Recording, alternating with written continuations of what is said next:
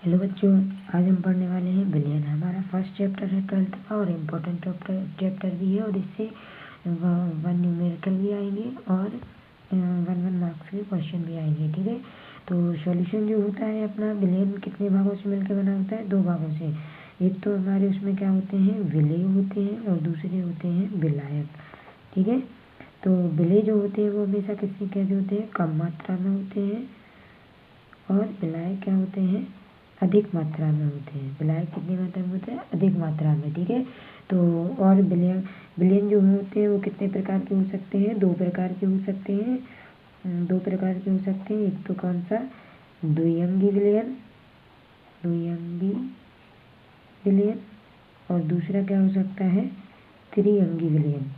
ठीक है, द्विअंगी विलयन में क्या होगा? एक विलायक होगा, एक विलायक और एक क्या होगा? अपना विलेय होगा। ठीक है, और त्रिअंगी में क्या होगा?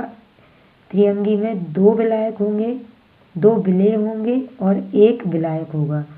ठीक है,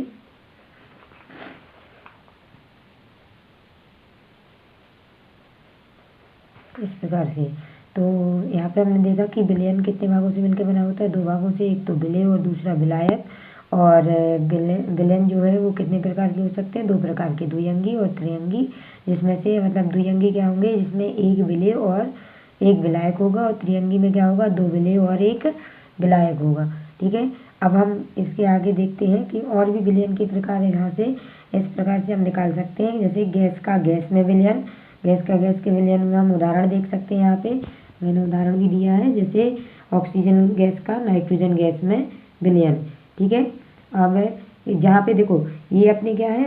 विलायक है, मतलब गैस में ये विलेय है, यहाँ पे विलेय।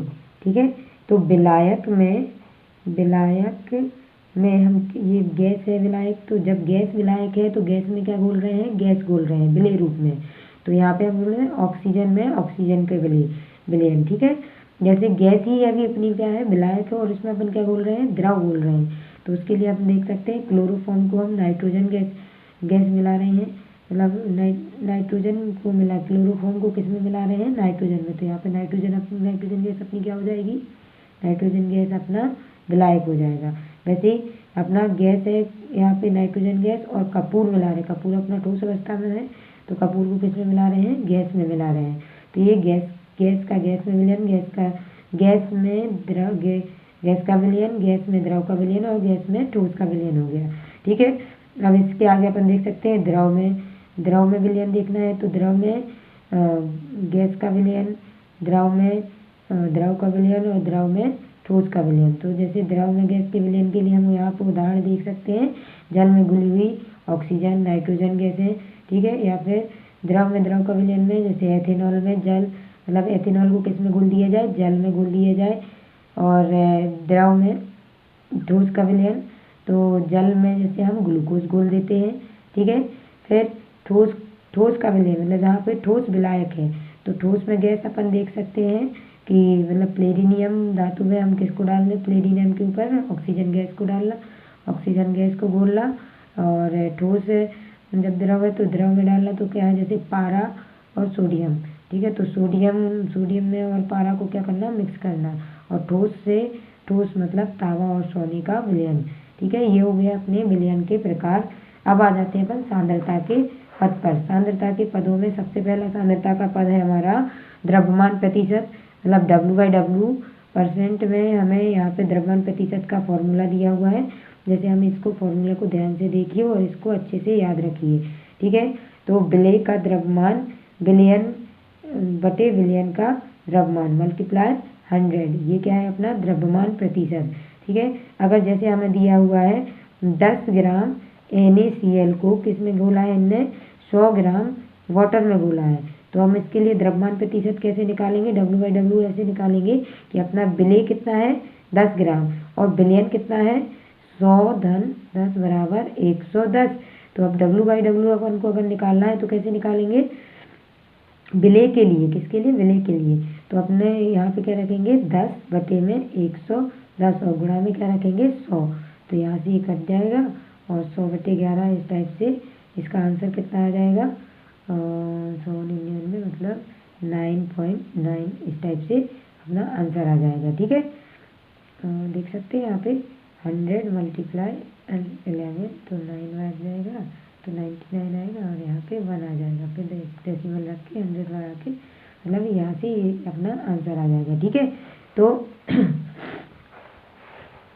अब नेक्स्ट है अपना आयतन प्रतिशत। तो आयतन प्रतिशत के लिए फॉर्मूला आपने देखो, विलेय का आयतन प्रतिशत, विलेय का आयतन बटे विलयन का आयतन गुणा 100। ठीक है, गुणा 100। तो ये हो गया अपना आयतन प्रतिशत। जैसे अपन ने विलेय के लिए द्रव्यमान प्रतिशत निकाला था, ऐसे अपन एक इक्वेशन सवाल लेके, जैसे यदि हमारे पास कितना है 20 ml एथेनॉल है, एथेनॉल फॉर एग्जांपल देख रहे हैं हम यहाँ पे एग्जांपल, तो 20 ml अपने पास क्या है एथेनॉल है, जिसको अपन ने 160 ml विलायक में घोला है। ठीक है, तो इसका अपना विलयन कितना हो जाएगा, 160 और 20 कितना हो जाएगा, 180 हो जाएगा अपना विलयन ml। और विलेय अपना दिया ही हुआ है, तो विलेय का आयतन कितना है 20 ml और विलयन का आयतन कितना आ गया अपना 80 ml। ठीक है, तो गुणा में अपन को कितना करना है 100।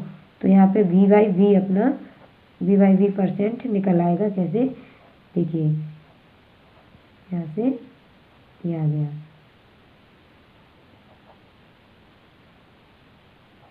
111.11, ये अपना क्या आ गया V/% V/V, ऐसे हम निकाल सकते हैं। ठीक है, अब आ जाते हैं द्रव्यमान आयतन प्रतिशत।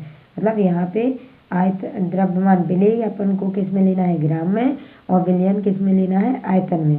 ठीक है, तो मतलब विलायक अपना किस में होगा ml में, और विलेय अपना किस में होगा ग्राम में। ठीक है, तो ये अपना फॉर्मूला है इसके लिए द्रव्यमान आयतन प्रतिशत के लिए।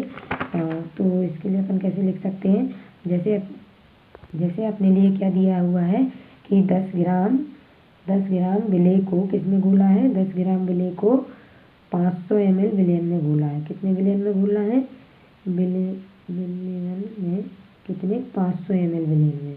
ठीक है, तो अपना विलेय कितना है 10 ग्राम और विलयन कितना दिया हुआ है 500 ml। ठीक है, तो डायरेक्ट इस फॉर्मूले में अपन वैल्यू रख सकते हैं। तो अपना कितना है 10 ग्राम बटे में 500 ml और 100। ठीक है, तो यहाँ पे अपना 2% आ गया, कितना आ गया 2% W/V। ये अपना क्या आ गया द्रव्यमान आयतन प्रतिशत। तो इसको ध्यान से देखिए और अच्छे से सॉल्व करिए, इम्पोर्टेंट है सारी सांद्रता के पद। ठीक है, अब नेक्स्ट सांद्रता का पद अपना आता है पार्ट्स प्रति मिलियन। ठीक है, पार्ट्स प्रति मिलियन को ppm भी कहते हैं और इसकी परिभाषा भी पूछ ली जाती है और ये इम्पोर्टेंट भी है अपने एग्जाम के बेस से। ठीक है, तो परिभाषा के लिए आप देख सकते हैं कि किसी विलेय पदार्थ के भागों की वह संख्या जो विलयन के कितने 10⁶, जिसे हम 1 मिलियन या 10 लाख भी बोल सकते हैं, भागों में उपस्थित होती है, उसे क्या कहते हैं अपन ppm कहते हैं। ठीक है, तो विलेय की वह मात्रा जो 1 मिलियन भाग विलायक में उपस्थित या विलयन में उपस्थित है, उसे हम क्या कह रहे हैं पार्ट्स प्रति मिलियन कह रहे हैं। तो इसके लिए फॉर्मूला भी दिया हुआ अपना ppm के लिए अवयव के भागों की संख्या बटे विलयन में उपस्थित सभी अवयवों की कुल भागों की संख्या, और गुणा में हमें क्या करना है 1 मिलियन को रखना है, मतलब 10 के ऊपर 6 की घात को हम रख सकते हैं। ठीक है, तो ये हो गया अपना पार्ट्स प्रति मिलियन। ठीक है, अब हम आ जाते हैं मूल अंश पे। मूल अंश के लिए देख सकते हैं मूल अंश क्या कहलाता है, विलयन में विशिष्ट घटक के मूलों की संख्या और कुल मूलों की संख्या के अनुपात को। देखिए अपने पास क्या है एक विलयन है जिसमें एक विलेय है और एक विलायक। सपोज विलेय अपना A है और विलायक क्या है B है, तब अपने विलेय के मूलों की संख्या, ठीक है, विलेय के विशिष्ट घटक के मूल। अब मूल क्या होता है हमें मूल की भी पता होना चाहिए। मूल बराबर हम 11th में भी पढ़ चुके हैं कि मूल बराबर भार बटे क्या होता है, भार बटे अणुभार। मतलब जो भी हमें कंपाउंड दिया है उसके भार बटे अणुभार, उसके मूलों की संख्या हम निकाल सकते हैं। ठीक है, तो अब विलेय के मूल, तो विलेय के मूल को अपन किससे प्रदर्शित, मूल को हम n से प्रदर्शित करते हैं और विलेय के मूल निकालने हैं तो Na हो जाएगा अपना।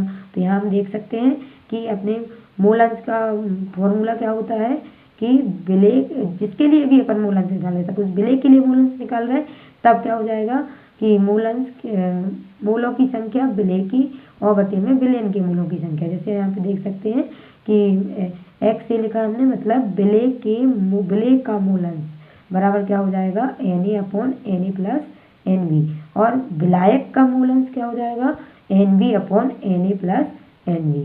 ठीक है। नेक्स्ट आ जाते हैं अपना मोललता। ठीक है, तो 1 किलो विलायक मतलब 1 kg विलायक में उपस्थित विलेय के मूलों की संख्या उसकी क्या कहलाती है, मोललता कहलाती है। और मोललता को किससे प्रदर्शित करते हैं, स्मॉल m से। ठीक है, तो मोललता का हम यहाँ पे फॉर्मूला देख सकते हैं। एक मिनट, यहाँ पे देखिए फिर से फॉर्मूला ये लिखा है हमने फॉर्मूला। मोललता बराबर क्या होता है, विलेय का भार गुणा 1000 विलेय का अनुभार और गुणा विलायक का द्रव्यमान। विलायक यहाँ फोकस करना, क्या है, विलायक। ठीक है, तो यहाँ पे अपन इसको MWA मल्टीप्लाई 1000 और MA मल्टीप्लाई WA। ठीक है, तो ये क्या है अपना विलायक का द्रव्यमान और ये क्या है, विलेय का द्रव्यमान। और यहाँ पे अनुभार दिया हुआ है, किसका, विलेय का अनुभार लेना है अपन को। ठीक है, इसको अपन इस तरह से सॉल्व कर सकते हैं।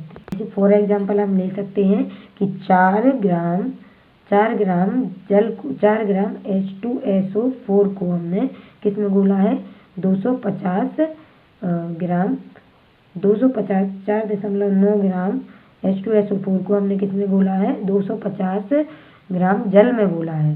ठीक है, तो हमें इसकी क्या निकालनी है, मोललता। किसकी निकालेंगे मोललता, हम H2SO4 के लिए मोललता निकालेंगे।